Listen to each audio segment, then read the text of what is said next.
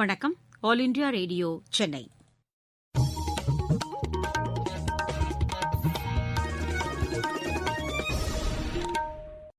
மாநிலச் செய்திகள் வாசிப்பவர் சித்ரா பாலசுப்ரமணியன். தலைப்புச் செய்திகள்: கிராமப்புறங்களின் வளர்ச்சிக்காக கடந்த 6 ஆண்டுகளில் எண்ணற்ற திட்டங்களை மத்திய அரசு செயல்படுத்தியுள்ளதாக பிரதமர் திரு நரேந்திர மோடி கூறியுள்ளார். கோவிட்-19 விரைவாக கண்டறிவதற்கு வகை செய்யும் குறைந்த செலவிலான ஃபெலூடா பரிசோதனை அடுத்த சில வாரங்களில் செயல்பாட்டிற்கு வரும் என மத்திய சுகாதாரத்துறை அமைச்சர் டாக்டர் ஹர்ஷவர்தன் கூறியுள்ளார். பொதுமக்கள் முகக்கவசம் அணிவதை கட்டாயமாக்கிக் கொள்ள வேண்டும் என மக்கள் நல்வாழ்வுத்துறை அமைச்சர் டாக்டர் விஜயபாஸ்கர் கேட்டுக் கொண்டிருக்கிறார். சர்வதேச பெண் குழந்தைகள் தினம் இன்று கடைபிடிக்கப்பட்டது. வங்கக்கடலில் நிலை கொண்டுள்ள காற்றழுத்த தாழ்வுப் பகுதி வலுவடைந்ததன் காரணமாக 6 மாவட்டங்களுக்கு உட்பட்ட ஒரு சில பகுதிகளில் கனமழைக்கு வாய்ப்பு உள்ளதாக வானிலை ஆய்வு மையம் கூறியிருக்கிறது. இனி விரிவான செய்திகள். நாடு முழுவதும் உள்ள கிராமப் பகுதிகளில் கடந்த 6 ஆண்டுகளில் இதுவரை இல்லாத அளவுக்கு வளர்ச்சித் திட்டப் பணிகள் மேற்கொள்ளப்பட்டிருப்பதாக பிரதமர் திரு நரேந்திர மோடி கூறியுள்ளார். ஊரகப் பகுதி மக்களுக்கு சொத்துரிமைக்கான அட்டை வழங்கும் திட்டத்தை இன்று காணொலி காட்சி வாயிலாக தொடங்கி வைத்து அவர் பேசினார். ஊரகப் பகுதிகள் சுயசார்பினை எட்டுவதற்கு இது உதவிடும் என்றும் அவர் குறிப்பிட்டார். ஹரியானா, கர்நாடகா உள்ளிட்ட 6 மாநிலங்களைச் சேர்ந்த 1 லட்சம் பேருக்கு இன்று சொத்துரிமை அட்டை வழங்கப்பட்டுள்ளதாக அவர் கூறினார். ஊரகப் பகுதிகளில் உள்ள அனைவருக்கும் அடுத்த 3 முதல் 4 ஆண்டுகளுக்குள் சொத்துரிமை அட்டைகள் வழங்கப்படும் என்றும் அவர் தெரிவித்தார். நாட்டின் வளர்ச்சியில் வீடு மற்றும் நிலத்திற்கான உரிமை முக்கிய பங்கு வகிப்பதாகவும் அவர் கூறினார். இந்த அட்டையை பயன்படுத்தி எளிதாக வங்கிகளில் கடன் உதவி பெற முடியும் என்றும் பிரதமர் தெரிவித்தார். ஊரகப் பகுதி மக்களின் மேம்பாட்டிற்காக நிறைவேற்றப்பட்ட திட்டங்களையும் பிரதமர் பட்டியலிட்டார். விவசாயிகளின் நலனை கருத்தில் கொண்டே வேளாண் சீர்திருத்தச் சட்டங்கள் கொண்டுவரப்பட்டிருப்பதாகவும் அவர் கூறினார். இருப்பினும் விவசாயிகளின் வாழ்வாதாரம் மேம்பாடு அடைவதற்கு விரும்பாத எதிர்க்கட்சிகள் இவற்றை எதிர்ப்பதாக அவர் குற்றம் சாட்டினார். எதிர்க்கட்சிகளின் இந்த நடவடிக்கைகளினால் வளர்ச்சித் திட்டப் பணிகள் தடைபடாது என்றும் அவர் கூறினார். அனைத்து கிராமங்களும் சுயசார்பினை எட்ட வேண்டும் என்ற நோக்கில் மத்திய அரசு செயல்பட்டு வருவதாகவும் திரு நரேந்திர மோடி தெரிவித்தார். கோவிட்-19 பரவலை கட்டுப்படுத்துவதற்கு முகக்கவசம் அணிவது உள்ளிட்ட அரசின் நெறிமுறைகளை பொதுமக்கள் முழுமையாக கடைபிடிக்க வேண்டும் என மத்திய சுகாதாரத்துறை அமைச்சர் டாக்டர் ஹர்ஷவர்தன் கேட்டுக் கொண்டிருக்கிறார்.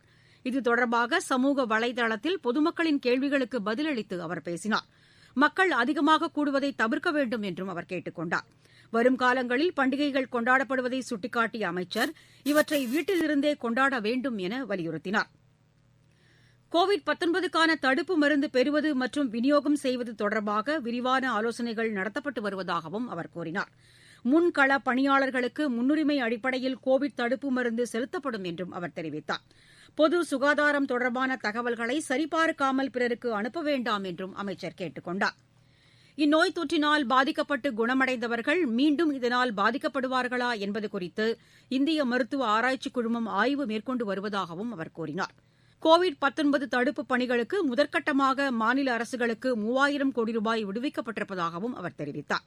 இந்த நோய் தொற்றை விரைவாகவும் குறைந்த செலவிலும் கண்டறியும் ஃபெலூடா பரிசோதனை அடுத்த சில வாரங்களில் செயல்பாட்டிற்கு கொண்டுவரப்படும் என்றும் அமைச்சர் கூறினார். கோவிட்-19 தொடர்பாக மக்கள் பங்களிப்புடன் கூடிய விழிப்புணர்வு இயக்கத்தை முதலமைச்சர் திரு எடப்பாடி பழனிசாமி நாளை மறுநாள் தூத்துக்குடியில் தொடங்கி வைக்க உள்ளதாக மக்கள் நல்வாழ்வுத்துறை அமைச்சர் டாக்டர் விஜயபாஸ்கர் கூறியுள்ளார். இன்று புதுக்கோட்டையில் செய்தியாளர்களிடம் பேசுகையில் அவர் இவ்வாறு கூறினார். பொதுமக்கள் முகக்கவசம் அணிவதன் அவசியத்தையும் அவர் வலியுறுத்தினார். பொதுமக்களுக்கு மக்கள் நல்வாழ்வுத்துறை சார்பில், அரசுடைய சார்பில், முதலமைச்சர்களுடைய சார்பில் அன்பான வேண்டுகோள். தளர்வுகள் ஒரு புறம், இயல்பு வாழ்க்கை ஒரு புறம், பண்டிகைகள் ஒரு புறம், மழைக்காலம் ஒரு புறம், இதையெல்லாம் விட மிகப்பெரிய சவால் என்பது அண்டை மாநிலங்கள்ல இன்றைக்கு கொரோனாவுடைய தொற்றினுடைய வேகம் அதிகமா இருக்கு. இந்த காலகட்டத்தில் நாம் மேலும் கவனமாக இருக்க வேண்டும் என்பதை நான் பொதுமக்களை மிக பணிவோடு வலியுறுத்த கடமைப்பட்டிருக்கிறேன். தமிழகத்துல பாசிட்டிவா இருக்க யார் ஒருவரும் இன்னொருவருக்கு பரவக்கூடிய அந்த நிலையை தடுத்து நிறுத்திய காரணத்தால மட்டும் அந்த ஸ்ப்ரெட்டரை நம்ம ஃபைண்ட் அவுட் பண்ணி அவங்களை நம்ம ஐசோலேட் பண்ணி அவங்களை ட்ரீட் பண்ணி குணப்படுத்துற காரணத்தால பாசிட்டிவிட்டி ரேட்டை குறைச்சிக்கிற காரணத்தினால இன்னைக்கு தமிழகத்துல முதலமைச்சர் நடவடிக்கையால கோவிட்டை முழுமையான கட்டுக்குள் கொண்டு வந்திருக்கோம். இந்த நேரத்தில் நம்ம ரொம்ப கவனமா இருக்கணும். மாஸ்க் அணியணும் அப்படின்றத தொடர்ந்து நம்ம வலியுறுத்துறோம். தமிழகத்தில் கோவிட்-19னால் பாதிக்கப்பட்டோரின் எண்ணிக்கை 6,56,385 அதிகரித்துள்ளது. இன்று மட்டும் இந்த நோய் தொற்று 5015 பேருக்கு உறுதி செய்யப்பட்டதாக மாநில அரசின் செய்திக்குறிப்பு தெரிவிக்கிறது. இந்த நோய் தொற்றினால் பாதிக்கப்பட்டவர்களில் இன்று 5005 பேர் குணமடைந்ததாகவும் அதில் குறிப்பிடப்பட்டுள்ளது. நீங்கள் கேட்டுக்கொண்டிருப்பது ஆல் இண்டியா ரேடியோவின் மாநில செய்தி அறிக்கை. கோவிட்-19க்கு எதிரான போரில் நமக்கான 3 கவசங்கள். முகக்கவசம் அணிவோம், தனிநபர் இடைவெளியை கடைபிடிப்போம், கை மற்றும் முக சுத்தம் பராமரிப்போம். கோவிட்-19 தொடர்பான மக்கள் விழிப்புணர்வு இயக்கத்தின் கீழ் பல்வேறு துறைகளைச் சேர்ந்த பிரபலங்கள் விழிப்புணர்வை ஏற்படுத்தி வருகின்றனர். இதன் ஒரு பகுதியாக சேலம் மாவட்ட ஆட்சியர் திரு ராமன் பொதுமக்கள் அனைவரும் முகக்கவசம் அணிய வேண்டும் என்று வலியுறுத்தினார். நாமெல்லாம் புதிய வாழ்க்கை முறையை தற்போது வாழ்ந்து கொண்டிருக்கிறோம். முக்கியமாக வீட்டை விட்டு வெளியே செல்லும் பொழுது முகக்கவசத்தை கட்டாயமாக அணிந்து இருக்க வேண்டும். அது துணியாலான முகக்கவசமாக இருந்தால் கூட போதும்.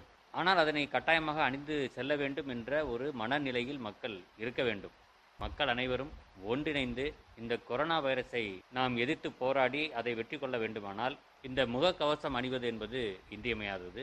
அதே போன்று சமூக இடைவெளியை நாம் பின்பற்ற வேண்டும். இதேபோல் மதுரை திருப்பரங்குன்றம் சட்டமன்ற உறுப்பினர் டாக்டர் சரவணன் முகக்கவசம் கோவிட்-19 நம்மை காக்கும் கவசம் என்று தெரிவித்தார்.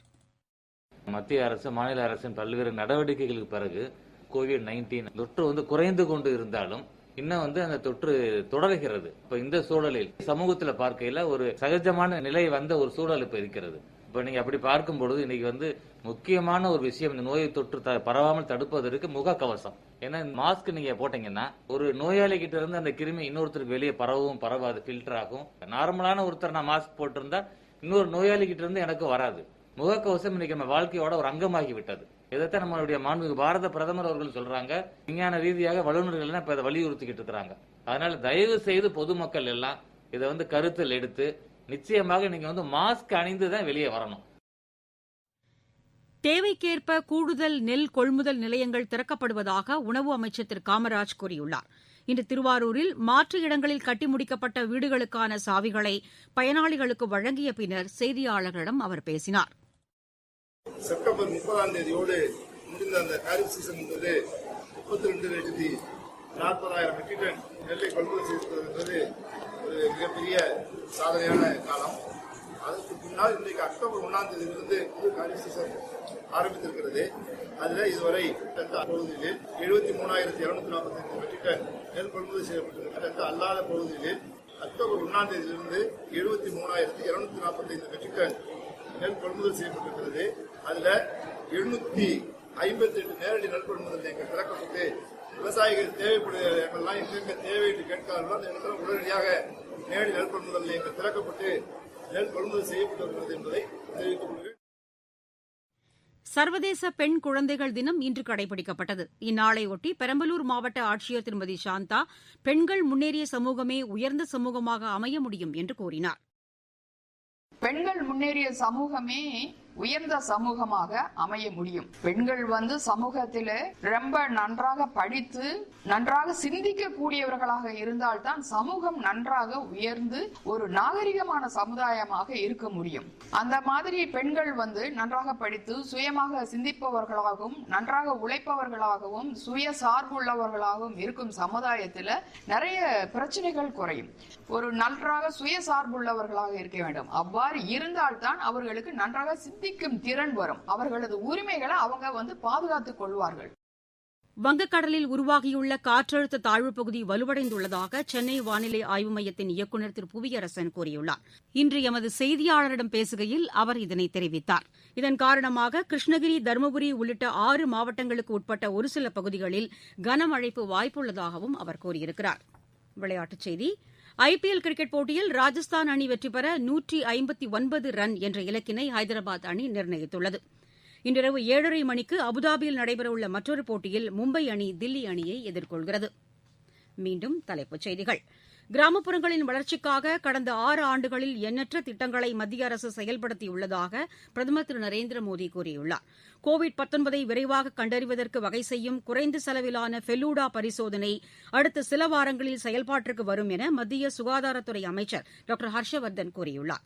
பொதுமக்கள் முகக்கவசம் அணிவதை கட்டாயமாக்கிக் கொள்ள வேண்டும் என மக்கள் நல்வாழ்வுத்துறை அமைச்சர் டாக்டர் விஜயபாஸ்கர் கேட்டுக் கொண்டுள்ளார். சர்வதேச பெண் குழந்தைகள் தினம் இன்று கடைபிடிக்கப்பட்டது. வங்கக்கடலில் நிலை கொண்டுள்ள காற்றழுத்த தாழ்வுப் பகுதி வலுவடைந்ததன் காரணமாக 6 மாவட்டங்களுக்கு உட்பட்ட ஒரு சில பகுதிகளில் கனமழைக்கு வாய்ப்புள்ளதாக வானிலை ஆய்வு மையம் கூறியுள்ளது. செய்தி அறிக்கை நிறைவு பெற்றது. எமது செய்திகளை உடனுக்குடன் AIR News_சென்னை என்ற ட்விட்டர் பக்கத்திலும், செய்தி தொகுப்புகளை all India radio news Chennai என்ற யூ டியூப் சேனலிலும் அறிந்து கொள்ளலாம்.